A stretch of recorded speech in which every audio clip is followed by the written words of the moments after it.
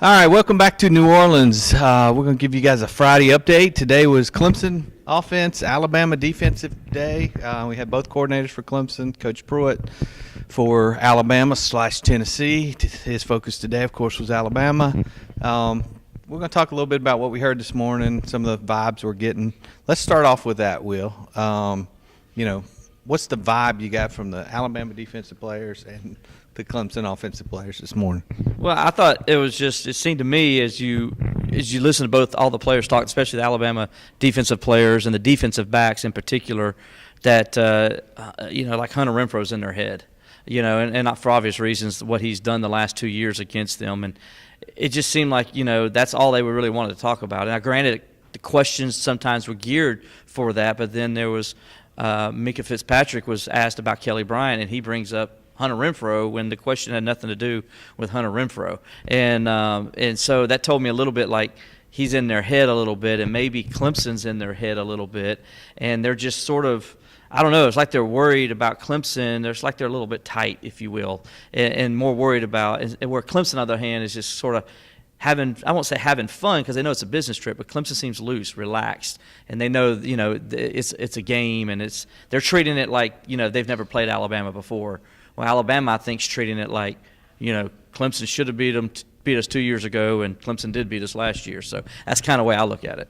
And see, I got a little bit different vibe, Gavin. I got more of and of course, we were in different rooms, so we obviously heard different things. The vibe I got from Alabama was almost a cockiness.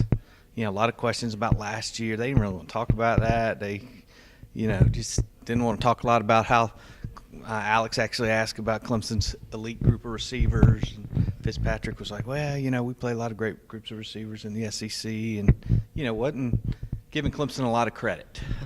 So it was a little the vibe I got was almost a little cockiness.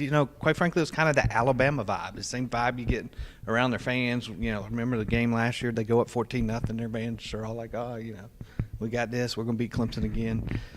That's the vibe I got. Gavin, obviously you heard stuff Will and I didn't. What was the vibe you got? That's a similar vibe to what I got too. The case in point kind of is what Alabama defensive lineman Deron Payne said today. He said that not only is Alabama looking to win this game, obviously, but they're wanting to dominate. They're wanting to come out and not just get revenge, but get revenge in convincing fashion. And Payne said that they want to come out and set the tone early and really show the world what they can do against Clemson and getting this revenge. So I'm kind of getting the same vibe as you. Not only are they wanting to win, but they're wanting to win big and make a statement, and that's saying something considering this is a team that just beat you last year. You'd think you'd be happy with a win no matter what, but it sounds like they're looking for more than that. And on the flip side, what Will was saying, that I do get the sense that Clemson's very loose heading into this, and I think some of that stems from the fact Hunter Renfro actually commented today, saying that Dabo, just the way that he is, I mean, with the guys, he's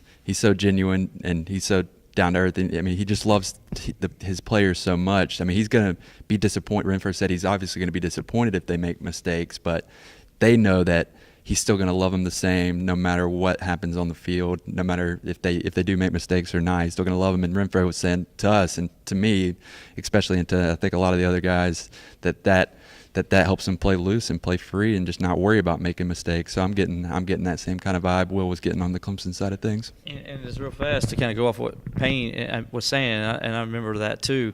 But I got it from the sense, though, even though you're correct, that's what he said, and they want to dominate. But by them saying that, it sounds like Clemson's in their head.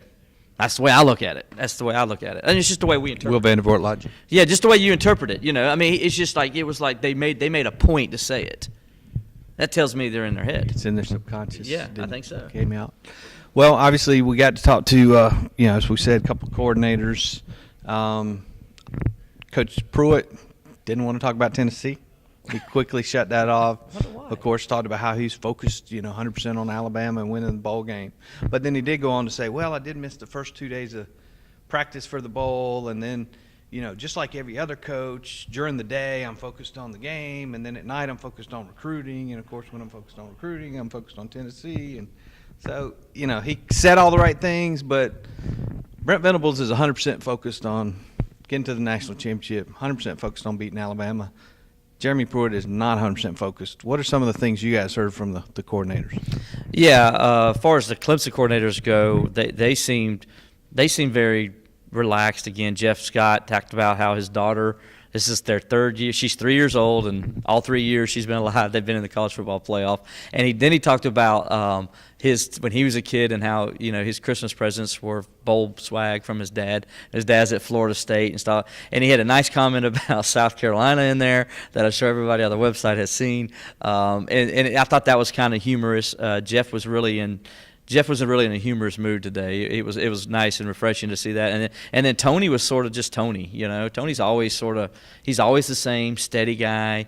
And he just talked about Hunter. He was asked questions about Hunter Renfrow, obviously, and Kelly Bryant. And one thing that really stood out to me, what Tony said was about Kelly Bryant was, I don't know if Gavin was over there and heard it, but he's talked about how Kelly Bryant has just impressed him throughout this entire season, and that. People asked him, was he ready for this moment? And he said, well, he did quarterback the Virginia Tech game, the biggest game at Virginia Tech in over a decade. And that crowd was live, and he handled it easy. He said he handled what was called the biggest game in Louisville football history with ease. And he talked about the Auburn game and how he handled that and being on that big stage, and then the ACC championship game and the way he came out and played and how cool he was against a really good defensive front and a really good secondary, and how he didn't let it affect him. And so I was really, it just really caught me, the way Tony talked about Kelly Bryant and how he handles this moment in this stage. Kevin, I think one of the things you also heard from Tony was he talked a little bit about Clemson and leaving and staying and that part. I thought that was pretty interesting.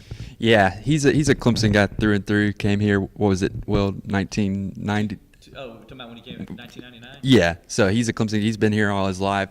This is home to him. He reemphasized that this is where he wants to be, and though he's had opportunities to go elsewhere, I mean, this is where he loves to be, and he kind of reemphasized that today. And whereas the Clemson coaches were in a jovial mood today, as you touched on, Jeremy Pruitt wasn't in all that talkative mood today. Like he said, when he was asked, one of the first questions he got was about the Tennessee job and how he's been able to balance the two roles of preparing to assume the Tennessee duties and also with preparing for Clemson. And he kind of said, I'm not here to talk about that game. I'm only here the only thing I want to focus on is this Clemson game. And one of the and I can kind of see why he got irritated at this question, but one of the funny questions he got today was about the Tennessee job was, yeah, have your players ever given you a hard time that you're going to Tennessee because that's kind of a rival of yours? And his answer was no. And then he took the next question. So Didn't like that question. It wasn't all that talkative of a mood today. So, but yes, you can kind of see where like as you said earlier, Venables is completely dialed in on this game, and he's had a bit of distractions here lately. All right, put a little wrap on this. Other thing Elliott did talk about, which I thought was interesting, pretty honest. He said, he thinks he's still got more to learn from Dabo as a coordinator before he's ready to take that first head coaching job. He's been a coordinator for 3 years, but he talked about all the areas he still wants to learn, wants to improve before if he does, take that opportunity to move on to another job. So it's going to take a special opportunity at some point to get him to leave. We did have a great dinner last night. We've got a great taste of New Orleans headed your way from our dinner last night, and we'll, of course, be doing another one tonight and bring that to you guys tomorrow. Stay tuned to TCI all week long. We'll have great coverage. Got 6 folks here working hard, and we'll bring you the best we can from New Orleans.